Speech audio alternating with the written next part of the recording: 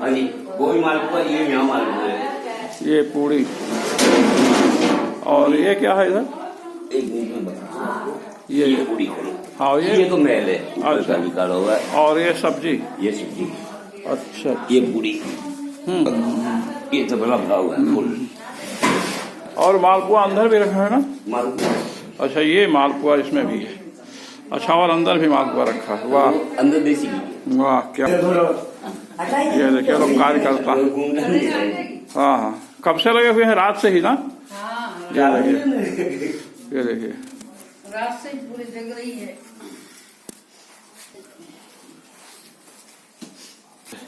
ये है चावल। वाह, क्या क्या बात है, ये चावल कर दिया है। और वो क्या है? ये मूंग है। हाँ, ये मूंगो। चले। अच्छा, ये बाजरा है। अरे वाह, क्या बात। ये है कढ़ी। वाह, ये शांतिनाथ जी हमारे बहुत पुराने रसोइया हैं, अखाड़मल इनको कहते हैं। ये रमाशंकर जी, बाल्यावस्था से ही लोग यहाँ सेवा दिए हैं, समर्पित जीवन। वाह, क्या बात है। ये भगवान का प्रसाद है। क्या है? ये सब्जी प्रसाद। सब्जी। ये है कढ़ी महाराज। वाह, कढ़ी। वाह, हाँ हाँ, भगवान के भोग के लिए है। भोग के लिए ये मालपुआ। मालपुआ भगवान के भोग के लिए, अलग से भोग के लिए है ना? ये सब भोग चावल भोग के लिए। ये पूड़ी भोग के लिए। ये चवला भोग के लिए। चौला मूंग। हाँ हाँ हाँ, ये बाजरी है। बाजरी है भोग के लिए। वाह, क्या बात है। ये गुरुकुल से पधारे हैं छात्र, ये आमंत्रित छात्र हैं। व्यवस्था विशेष रूप से ये संभालने के लिए परिवेशन कार्य, वितरण कार्य में लोग रहेंगे। ये कितने लोग हैं? हाँ, भगवान के पार्षद भी 16 हैं। ये कालू भाई हैं, ये रमाशंकर जी, शांतिनाथ। हाँ, शांतिनाथ जी हैं। सर्वेश्वर श्री रघुनाथ जी मंदिर में ये नक्खी झील बह रहा है। ये नक्खी झील, ये जो नंदीश्वर जैसे शिला दिखाई दे रही है, ये वहां से ये पूरी नक्खी झील आती है। और इसका ये जो इधर ये बगीचा है, ये देखिए, ये बगीचा है। कितना है? ये 500 एकड़ है अपना, और हाँ। और 1200 एकड़ और 1700 एकड़। 1700 एकड़ का बगीचा है श्री रघुनाथ जी का। और इसमें बहुत कुछ होता है। हाँ, और ये देखिए इधर थोड़ा, इधर मंदिर में भगवान का ये शिखर है, ये भी है आंगन।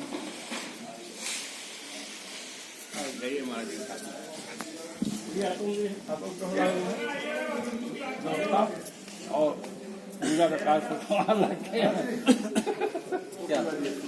रोकना। अब हम पहुंचे हैं जहाँ ये रसोड़ा में ये मालपुआ रखा है, ये वितरण के लिए। वहां तो आपने देखी नहीं लिया है। ये देखिए, ये क्या मोहन भोग कहते हैं? मोहन थाल। और ये क्या है? ये है बालूशाही। ये हाँ हाँ, ये। और ये है बूंदी। इसको देखने से बूंदी गढ़ का स्मरण हमको हो रहा है। ये देखिए,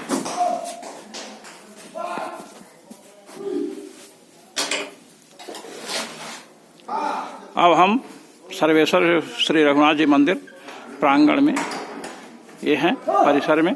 ये देखिए, इदम अतीव प्राचीनम मंदिरम सर्वेश्वर श्री रघुनाथस्य भगवतः वर्तते। इदानीं भवतः समक्षम वयम आभ्यंतरे गच्छामः। तत्र श्री रघुनाथस्य कीदृशः मंगलमयो विग्रहः इति भवद्भिः दर्शनं करिष्यते। जय श्री राम। अब हम अंदर चल रहे हैं। देखिए, ये श्री रघुनाथ जी का, देखिए ऊपर ये श्री हनुमान जी महाराज हैं। अयम मारुति ही खलु दुष्ट दलनः श्री रघुनाथस्य परमः सेवकः। इतः भगवान महागणपति श्रीरामस्य अंगत्वेन विराजमानः दरीदृश्यते। अस्य दर्शनेन सर्वे विघ्नाः समं यान्ति। इमौ रघुनाथस्य अनुचरौ इमौ भगवतः सेवकौ अथ च अन्तः भगवान श्री रघुनाथः विराजते दृश्यताम्। ये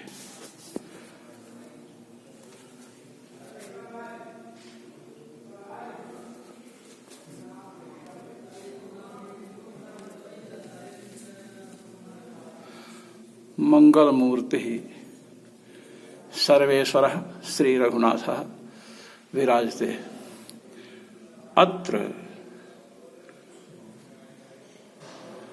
अवलोकनीयम सर्वम। ये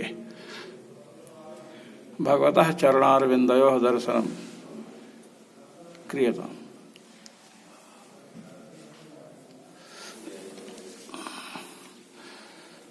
श्री भगवती मैथिली भगवान श्री राम लक्ष्मण बाल रूपेण विराजमान रघुनाथ अत्र मध्ये नृसिंहो दृश्यते।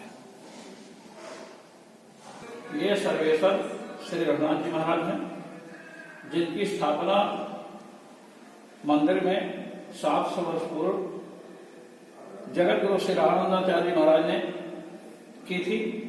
वे यहाँ पर पधारे थे और यहाँ पर ध्यान में उन्हें मिलिंद ऋषि के पुत्र का दर्शन हुआ, जिन्हें लोग मिलिंद सून कहते हैं, जैसे अंजना सून हनुमान जी को कहते हैं। उन्होंने स्वामी जी को संकेत किया कि लक्खी झील में हम अर्थात ऋषियों के द्वारा सेवित श्री रघुनाथ जी विराजमान हैं, उन्हें आप स्थापित करिए और उनकी पूजा आरंभ की जाए। श्री स्वामी जी ने श्री रघुनाथ जी की स्थापना की। भारत में 2 श्री रघुनाथ जी के मंदिर हैं, एक तो अर्बाचीन है, आधुनिक है, जो जम्मू में है, और दूसरा माउंट आबू अरुणाचल में है। सर्वेश्वर रघुनाथ जी ये अकेले विराजमान हैं, तपस्या करने के लिए यहाँ पर पधारे थे। और उसी समय से स्वामी जी ने अपने परम शिष्य जो ज्येष्ठ शिष्य थे श्री अनंतानंदाचार्य महाराज, उनको यहाँ की गद्दी संभलवाई। ये अनंतानंदाचार्य महाराज का द्वारा है, इसके अंतर्गत श्री रामानंद संप्रदाय के समस्त द्वारे आते हैं। तब से अविच्छिन्न परंपरा सर्वेश्वर श्री रघुनाथ जी मंदिर की चल रही है। यहाँ पर श्री प्रयागराज जी महाराज, श्री तुलसीराम जी महाराज जैसे परम सिद्ध संत हुए हैं। श्री प्रयागराज जी महाराज के विषय में कहा जाता है कि वे सशरीर अंतर्धान हो गए थे, अभी भी साधकों को सत्पात्रों को दर्शन देते हैं। जय श्री राम। और श्री राम। ये तुलसी जी हैं।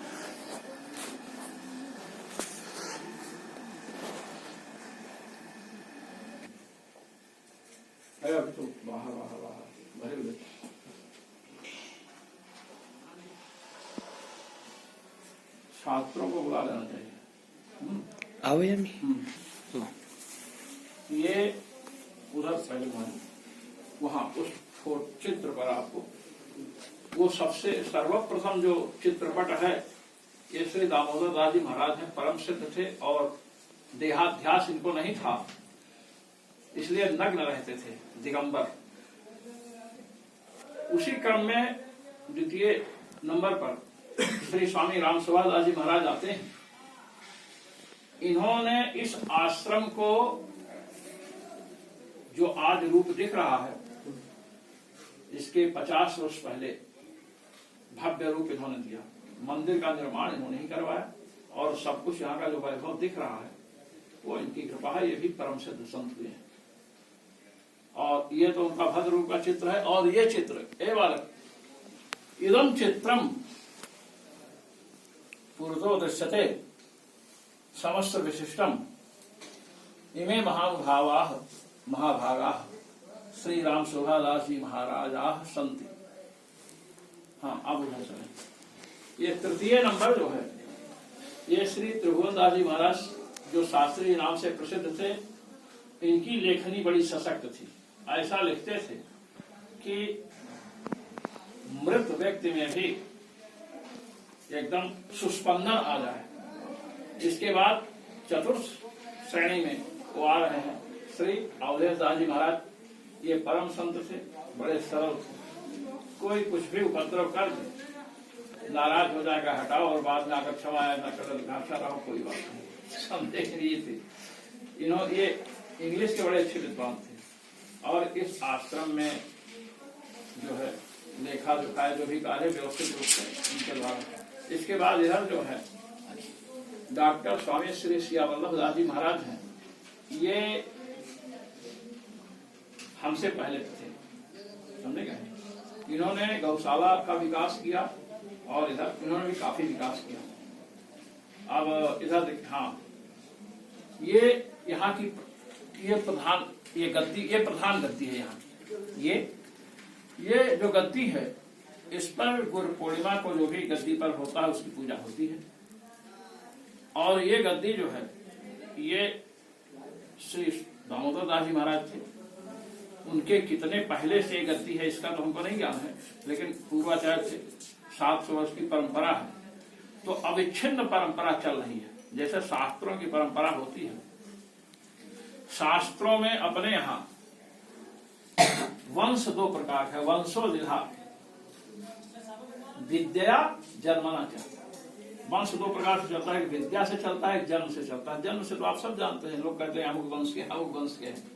और विद्या के द्वारा चलता है जो वंश, एक गुरु के अनेक शिष्य हैं, व्याकरण पढ़ रहे हैं, तो कोई नेपाल का है, कोई भूटान का है, कोई कहीं का है, कहीं का भी हो, किंतु उस गुरु के परंपरा में जो आएंगे वो सब आपस में गुरु भ्राता कहलाते हैं। अब ये वंश विद्या का वंश है। जब कहीं जाएंगे तो कहेंगे कि हमारे गुरु भाई कैसे? गुरु भाई इसीलिए कि ये परंपरा चल रही है विद्या के द्वारा। तो मैं आपको आज जिसे हम अन्नकूट बना रहे हैं, अन्नकूट का अर्थ होता है अन्ना नाम कूटः समाहार, अन्नों का समाहार। तो समाहार कहते हैं समुदाय को। समुदाय एक का नहीं होता है, समुदाय एक का नहीं होता है, एक से अधिक का ही समुदाय होता है। एक का समुदाय एक जगह आया है, एक का समुदाय, एक को समुदाय कहा गया है एक जगह। जानते हैं कहा? अचोन्त्यादिक सूत्र में अशाम मध्य यो अंत्य सा आदि से तर्ती संगम से ये सकंधु इत्यादि प्रयोग है। सकधन अंधु है, तो सकधन अंधु जो है, समझ है ना? तो सक में का के बाद जो आ है उसकी टी संज्ञा होती है। हाँ, वो तो पररूप करेगा, पहले टी संज्ञा करेंगे। अचों के मध्य में जब अच लेंगे तो सा में आ, का में आ, 2 अच हुए, और उसके मध्य में कोई है नहीं, जो है वो हल है, अच नहीं है।